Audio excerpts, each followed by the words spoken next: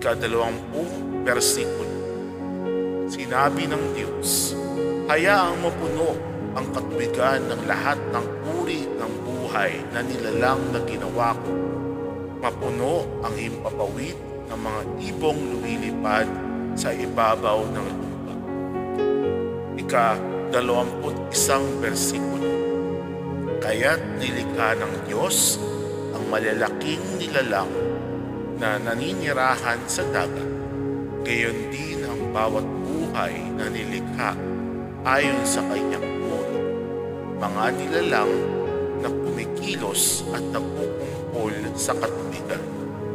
At bawat mga ibong may pakpak ayon sa kanyang uri. Nakita ng Diyos na ito ay kaaya-aya. Ika-22 versikulo. Pinagpala sila ng Diyos. Sinabing, maging mabunga kayo at magpakarami. Punuin niyo ang katubigan sa mga dagat. Hayaang dumami ang mga ibon sa mundo. Ika-23 versikulo. Naggabi at nagumaga, ito ang ika-5 araw. Ika-24 versikulo. Sinabi ng Diyos, hayaang magdulot ang mundo ng buhay ng mga nilalang, bawat isa ayon sa kanyang sariling uri, mga hayop, mga gumagapang na bagay, at mga mababangis na hayop ng mundo. Bawat isa nito ayon sa kanyang sariling uri. Nagkagayon na. 25 versikulo. Ginawa ng Diyos ang mga mababangis na hayop sa mundo ayon sa kanilang uri at mga hayop ayon sa kanilang mga uri. At lahat ng bagay na gumagapang sa ibabaw ng lupa ayon sa kanilang uri. Nakita niya ito ay kaaya-aya. 26 versikulo. Sinabi ng Diyos, gawin natin ng tao ayon sa ating wangis, ayon sa ating larawan.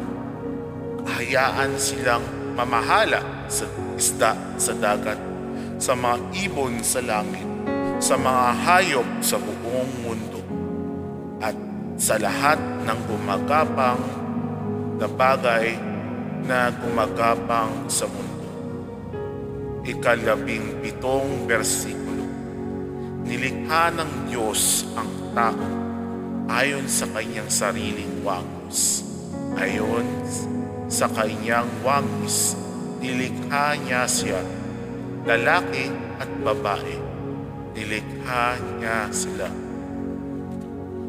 28 versikulo. Pinagpala sila ng Diyos at sinabihan silang, maging mabunga kayo at magpakarami. Punuin niyo ang mundo at supilin ito. Maging tagapamahala kayo sa isda, sa dagat, sa mga ibon sa langit, at sa lahat ng bagay na kumikilos sa ibabaw ng mundo. Ika-19 versikulo.